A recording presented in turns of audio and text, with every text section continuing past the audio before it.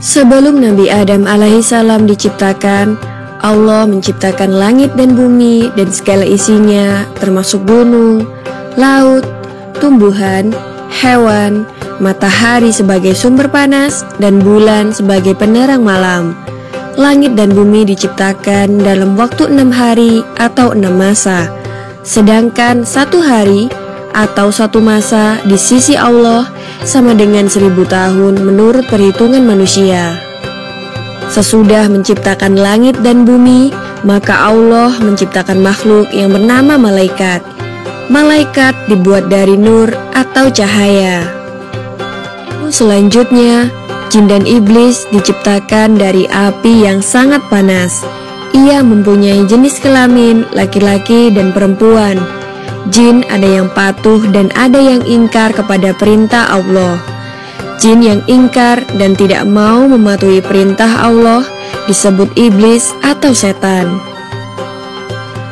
Sesudah langit, bumi beserta isinya, malaikat, dan jin atau iblis diciptakan, maka Allah hendak menciptakan makhluk yang akan diperintahkan untuk mengelola dan merawat bumi. Hal itu diutarakan kepada para malaikat. Allah pun berfirman, "Aku akan menciptakan manusia untuk menjadi pengatur di bumi." Demikianlah Allah kemudian menciptakan Adam dari tanah liat dan lumpur hitam. Kemudian dimasukkan roh ke dalamnya. Adam pun kemudian hidup, bisa berdiri tegak dan mulai bernafas di hadapan Allah Subhanahu wa Ta'ala. Setelah Nabi Adam alaihissalam diciptakan, Allah Subhanahu wa Ta'ala memerintahkan para malaikat untuk bersujud kepada Nabi Adam.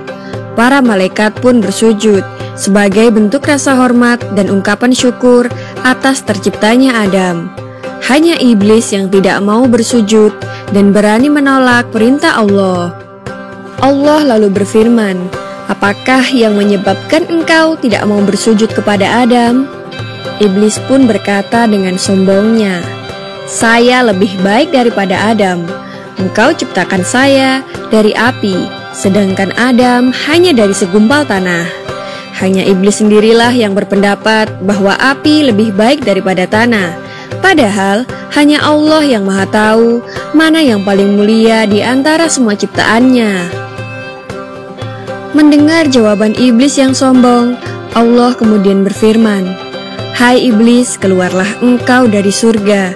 Sungguh tidak patut lagi kau berada di surga, dan terkutuklah engkau selama-lamanya karena kesombonganmu." Iblis pun berkata, "Saya rela engkau kutuk dan usir dari surga karena Adam. Tapi kabulkanlah permohonan saya untuk hidup hingga hari kiamat nanti." Permohonan iblis masih dikabulkan. Ia dibiarkan hidup sampai hari kiamat. Iblis kemudian bersumpah, "Karena engkau telah menghukum saya sebagai makhluk yang tersesat, maka saya akan menghalang-halangi Adam dan keturunannya dari jalanmu yang lurus.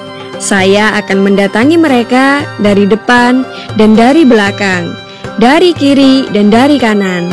Begitulah sumpah iblis. Ia bertekad akan menyesatkan Nabi Adam dan keturunannya agar mereka menjauhi perintah Allah. Allah kemudian mengajarkan kepada Adam nama benda-benda yang dilihatnya. Dengan demikian, Adam mengetahui nama benda-benda yang ada di muka bumi.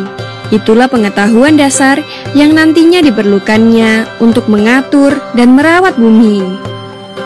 Setelah sekian lama tinggal di dalam surga, Nabi Adam merasa kesepian walaupun sudah bersama dengan para malaikat. Dengan kehendak Allah, Nabi Adam mendapat seorang pendamping di dalam surga. Malaikat bertanya-tanya kepada Nabi Adam, siapakah yang telah menjadi pendamping Nabi Adam tersebut? Beliau dengan ilham dari Allah menjawab bahwa istrinya tersebut bernama Hawa. Sejak saat itu, Adam dan Hawa mendiami surga dalam hidup penuh kebahagiaan. Allah melimpahi surga dengan segala hal yang menjadi kebutuhan Adam dan Hawa. Namun dari segala hal tersebut, terdapat sebuah pohon yang disebut pohon huldi yang terlarang didekati oleh Adam dan Hawa.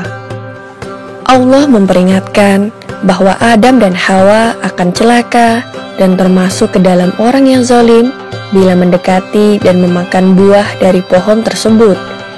Syaitan berusaha menggoda dan menjerumuskan Nabi Adam dan Hawa. Syaitan membandingkan Nabi Adam dan Hawa sebagai manusia dengan para malaikat, bahwa malaikat akan menjadi penghuni surga yang abadi, sedangkan Nabi Adam dan Hawa akan menjadi khalifah di bumi. Para malaikat hidup dengan nikmat tiada henti dengan hidup abadi di surga. Syaitan mengatakan bahwa ia tahu caranya agar Nabi Adam dan Hawa bisa seperti malaikat. Ia mengatakan bahwa Nabi Adam dan Hawa harus mendekati pohon khuldi. Syaitan juga membujuk mereka untuk memakan buah dari pohon tersebut. Akhirnya Adam dan Hawa tergoda untuk memakan buah dari pohon khuldi. Setelah memakan buah dari pohon tersebut, kemudian terbukalah aurat Nabi Adam dan Hawa. Karena muncul rasa malu, dengan susah payah Nabi Adam dan Hawa berusaha menutupi aurat yang tampak itu dengan dedaunan yang ada di sekitar mereka. Seketika sadarlah Nabi Adam dan Hawa akan kesalahan yang telah mereka perbuat. Larangan yang Allah peringatkan justru tidak dihiraukan. Pohon yang sama sekali tidak boleh didekati justru dimakan buahnya. Rasa penyesalan pun muncul. Nabi Adam dan Hawa kemudian bertobat dan memohon ampunan Allah. Allah memberikan ampunannya serta menjatuhkan hukuman, yakni memerintahkan Adam dan Hawa pergi dari surga dan turun ke bumi. Berbekal pengetahuan dan beberapa kalimat dari Allah, Nabi Adam dan Hawa turun ke muka bumi. Saat diturunkan ke bumi, Nabi Adam dan Hawa berada di dua tempat yang berbeda. Nabi Adam merasa kehilangan dan mencari-cari keberadaan Hawa, sedangkan Hawa juga mencari-cari keberadaan Adam.